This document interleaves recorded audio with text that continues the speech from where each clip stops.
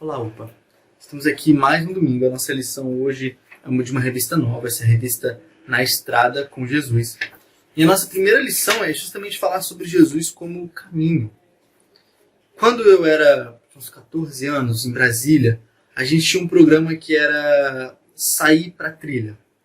Então a gente acordava bem cedo, pegava um carro. Isso na verdade eu fazia desde pequeno. Pegava um carro, ia até uma reserva, parava o carro no início dessa reserva, pegava as nossas mochilas com garrafa d'água, um sanduíche, algumas frutas e ia para a cachoeira. Então o prazer daquela caminhada eram as paisagens, as paradas que a gente fazia para se banhar nos lagos que tinham lá, nas cachoeiras menores, até chegar às grandes cachoeiras que geralmente estavam no final das trilhas. Cachoeiras às vezes de 30 metros de altura, às vezes a gente via ela de baixo, dependendo da trilha que a gente fazia, ou pegava no alto do paredão de pedra, assim, como se fosse a montanha, assim, né? E era muito bom, era muito legal. Mas o que eu quero dizer com isso é que tinha um objetivo, que era a cachoeira no final das contas, tinham prazeres ao longo desse caminho, dificuldades por ser trilhas, e tinha a motivação que movia a gente naquilo. Era um dia legal com os amigos, vendo paisagens novas e curtindo a natureza.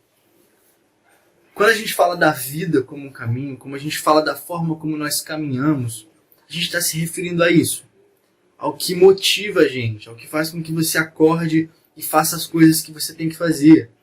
A gente fala do objetivo, ou seja, o que a gente quer alcançar em um ano, em um dia, em 30 anos, na vida toda. Jesus nos diz que Ele é o caminho. Ele nos mostra que dentre muitas opções da forma como a gente pode guiar a nossa vida, Ele é o caminho para Deus.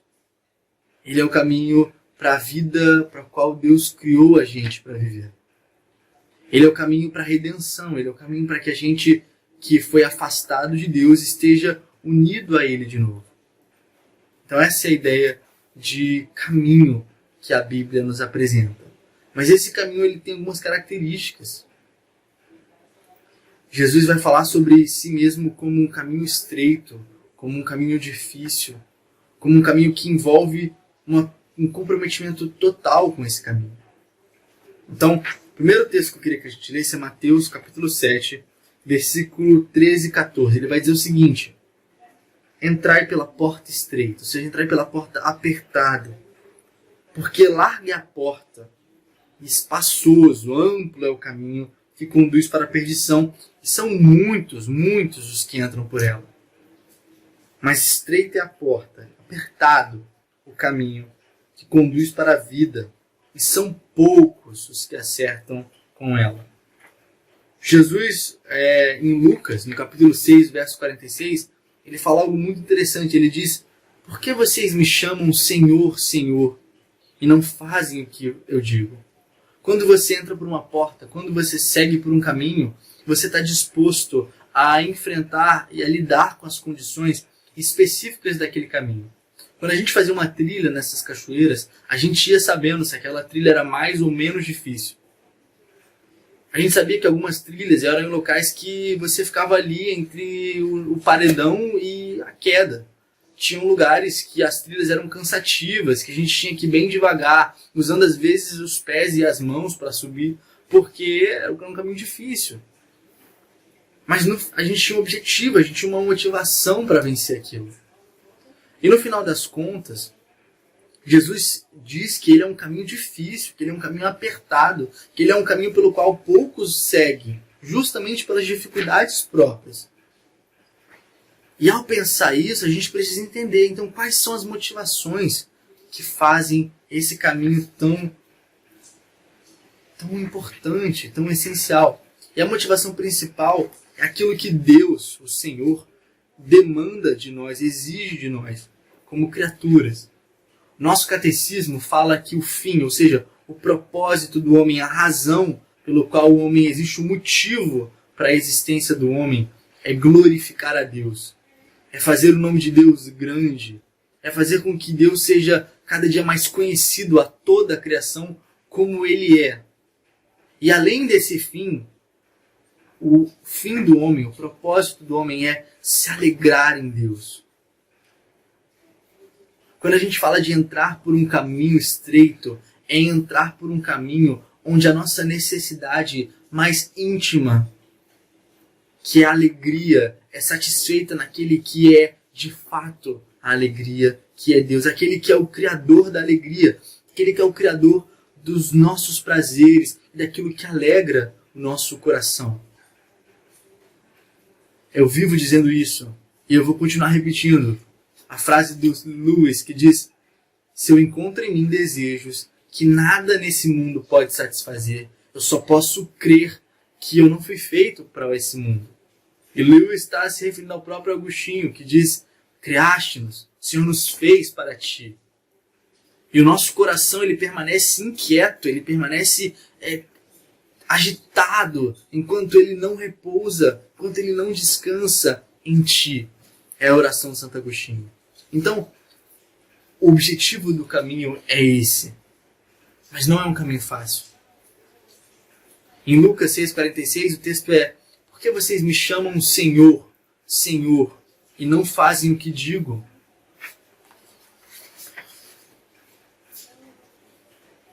Então eu queria que a gente pensasse em algumas coisas. Primeiro, a fé, ela é obrigatoriamente uma mudança de caminho do homem interior. Ou seja, é uma mudança de caminho, ou seja, você vai para outro objetivo com outra motivação.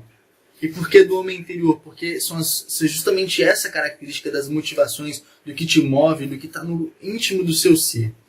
Até que nada seja diferente do exterior. O que quero dizer com isso? Você pode já ter visto Harry Potter. E aí no último filme do Harry Potter tem uma questão lá, porque o Voldemort, que é o vilão, conseguiu a varinha das varinhas. E existe lá uma mágica que a varinha ela serve a um dono só. Ela serve a um dono só. E o dono é aquele que tomou a varinha. Só que o que o Voldemort não sabe é que antes dele ter aquela varinha tinha sido tomada por outra pessoa, que era o Harry. Então aquela varinha tinha um outro dono, que era o Harry. O Voldemort, apesar de ter a posse da varinha, ter ela fisicamente, não era o dono do coração da varinha. Então quando Voldemort tenta matar o Harry, ele lança lá um feitiço para matar o Harry, a varinha não obedece.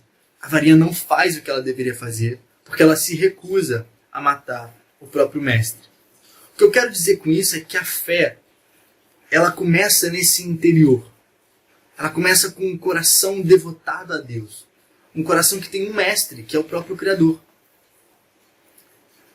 Isso se mostra em algum momento na nossa vida no exterior. Em algum momento a gente vai se recusar a ferir o próprio Criador, a ferir o próprio Senhor que detém o nosso coração. Então, conforme essa mudança interior, essa mudança de quem nós somos acontece, desse caminho interno que nós caminhamos, o nosso caminho externo, ou seja, as nossas posturas, a forma como nós lidamos com a vida, muda também. Então, o chamado ao caminho é um chamado para a salvação, é um chamado venha e seja salvo, seja unido a Deus de novo. Mas ela inclui obrigatoriamente um discipulado, você se tornar discípulo, você aprender com o Mestre Jesus Cristo um novo caminho, uma nova forma de viver e, consequentemente, uma nova forma de pensar e de agir. Você pode se lembrar de Romanos, capítulo 12, que diz para que a gente se transforme pela renovação da nossa mente, ou seja, que a gente sofra uma mudança pela transformação da nossa capacidade de entender e da forma como nós entendemos o mundo e todas as coisas. Jesus coloca isso de forma ainda mais clara numa parábola, que a parábola não é bem uma parábola, na verdade Jesus está fazendo uma espécie de comparação, não diria que é uma parábola. Lá em João 10, Jesus faz o seguinte, ele está dizendo para os fariseus, que eram as pessoas que tinham a vida exterior naquele momento mais santa possível. Eram pessoas que estavam o tempo todo no templo, eram pessoas que estavam o tempo todo servindo a Deus, que estavam o tempo todo cumprindo as leis de Deus externamente, mas que tem vários problemas com Jesus porque o coração não estava de fato entregue a Deus. Então, Jesus fala o seguinte, olha, eu sou a porta, eu sou o pastor, e as minhas ovelhas ouvem a minha voz. Então, o que Jesus está dizendo é o seguinte, olha, vocês podem ser mestres aí em Israel, mas eu sou o pastor. E quem é minha ovelha, quem é a ovelha do meu Pai, que é Deus, ouve a minha voz. Imagina o seguinte, naquele momento em Israel, o pastor ele guardava as ovelhas numa espécie de curral. Ele saía com as ovelhas para o campo para que as ovelhas se alimentassem e ele chamava as ovelhas com a sua voz. As ovelhas seguiam só a voz daquele pastor, de modo que elas não fugiam daquele pastor, elas não seguiam outras pessoas e elas só saíam quando ele mandava. Então o que Jesus está dizendo é o seguinte, olha, quem de fato pertence a mim, quem de fato é meu discípulo, ouve a minha voz e vai me seguir, vai fazer aquilo que eu mando que se faça. E eu vou levar essas pessoas a exatamente aquilo que elas precisam, que é o próprio Deus, a necessidade última do homem. E mais, eu não sou só o pastor, eu sou também a porta, eu sou também o meio pelo qual elas passam. Por que Jesus está dizendo isso? Porque sim, a gente precisa viver uma vida exterior que reflita quem Deus é, que reflita uma forma de agir que seja em conformidade com esse livro. Mas ao mesmo tempo, só isso, se a gente fizer só isso, se a gente for pessoas muito boazinhas, se é que isso existe, se a gente for pessoas que fazem muitas obras de caridade, que não odeiam o seu próximo, que não tratam o outro com maldade, ainda que na verdade não existam pessoas que sejam tão perfeitas, não é suficiente. Não é suficiente. Porque a gente tem uma dívida eterna com Deus. Porque a gente tem uma dívida de pecado que não pode ser paga pelas nossas próprias capacidades. Então Jesus está dizendo à porta pelo seguinte, olha, aquilo que vocês fazem nunca vai ser suficiente para Deus. Desiste. Porque vocês são pessoas que nasceram em pecado.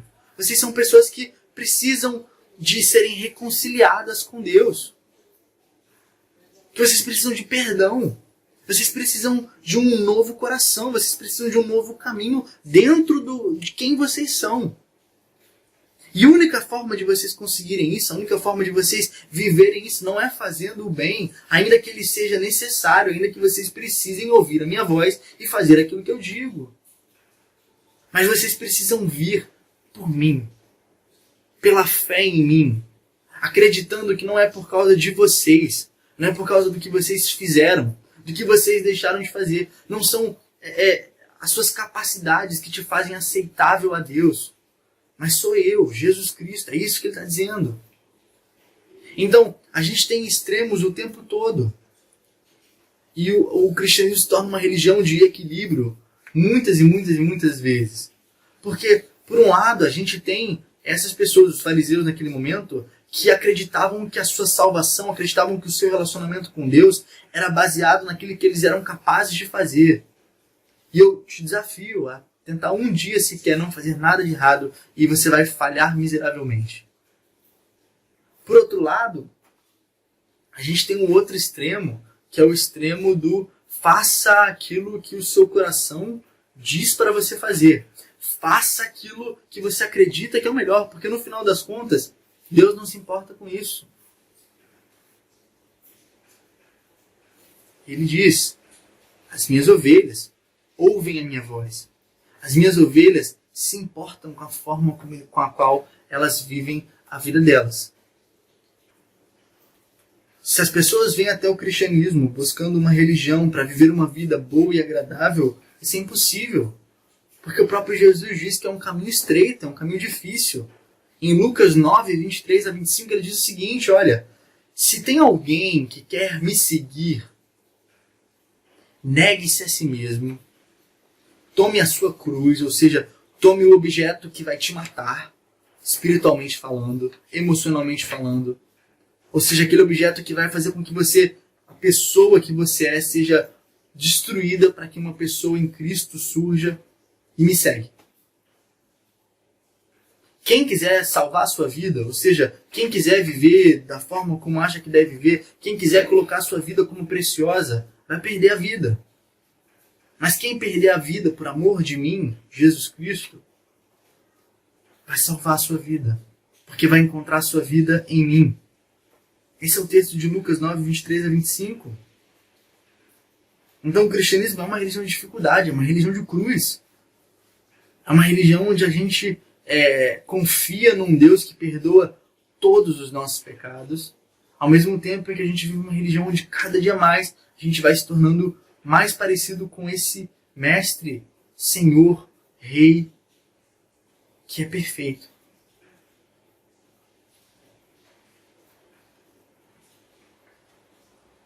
Então, nesse sentido, a gente precisa aqui resgatar alguns conceitos que foram sendo perdidos ao longo da história da igreja no Brasil. Então, um deles é a ideia de arrependimento e conversão. A gente tem um conceito em que a conversão é algo momentâneo. No Brasil, a gente tem em igrejas evangélicas a ideia de que a conversão, a salvação da alma do cristão, é quando ele vai na frente num culto, ele levanta a mão dele, ele faz uma oração para Deus e diz: Senhor Jesus, eu te aceito como meu Salvador. Mas isso não se encontra em lugar nenhum das Escrituras. Porque a ideia da conversão que a Bíblia fala é uma conversão que é diária, constante, demorada. O fato é que todos os dias nós somos chamados a orar a Deus, nos arrependendo dos nossos pecados, pedindo perdão por aquilo que nós fazemos de errado, reconhecendo que nós precisamos do perdão e da misericórdia de Deus e confiando que esse perdão já foi dado por meio de Jesus Cristo. Então a conversão é algo que deve acontecer todos os dias. É uma prática de fé contínua. Então, no final das contas, o objetivo disso tudo é que a gente tenha uma transformação total do caminho que a gente segue. A nossa tendência é viver um caminho que seja para nós mesmos, onde o objetivo final sou eu, ou onde o objetivo final é um ídolo. Como assim um ídolo? Pode ser uma pessoa, tem gente que se apaixona e vive para aquela pessoa. É o caso de Romeu e Julieta. No final das contas, eles morrem, uma tragédia terrível, porque eles são incapazes de ver a vida além do outro, além do amor que eles tinham pelo outro. Então, no final das contas, essa transformação de uma vida que é autocentrada, onde a gente serve o nosso próprio ídolo, e o ídolo último talvez seja o próprio eu, para viver uma vida que seja centrada em Deus, para viver um caminho que seja baseado em Deus. O caminho para isso é desenvolver uma alegria, uma confiança profunda em quem Deus é e no que Ele fez por nós. É mudar a forma como nós olhamos o mundo, a forma como nós olhamos o trabalho, a natureza, as alegrias dessa vida, para entender que tudo tem um fundamento último, tem um fundamento além da realidade visível em quem Deus é. A gente fala muito hoje em dia sobre viver uma vida grata. E se for só uma vida grata e ponto, isso não significa nada. Porque no final das contas, a gente tem que ser grato a alguém. E esse alguém é Deus.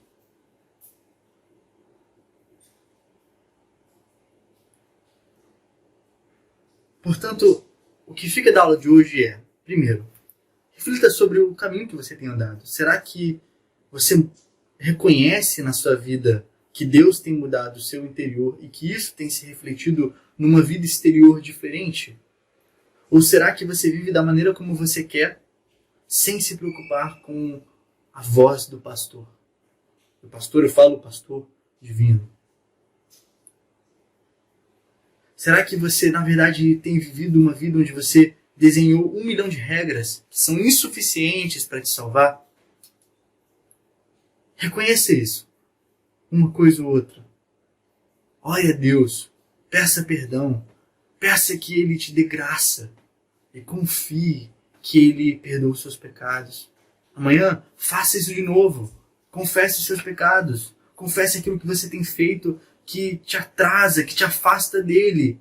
Leia o livro, descubra onde você tem errado, descubra o que falta, descubra mais de quem Deus é, de como Ele é bom e maravilhoso.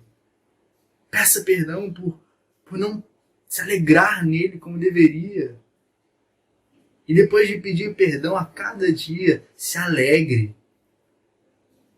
Se alegre, porque Deus é bom, porque a sua misericórdia dura para sempre, porque Ele morreu pelos nossos pecados, porque Ele é o caminho vivo, porque Ele é a água que sacia a sede do nosso coração, que só Ele pode saciar. E isso é um excelente sinal de que Cristo e o seu Espírito habitam em nós. Um bom domingo.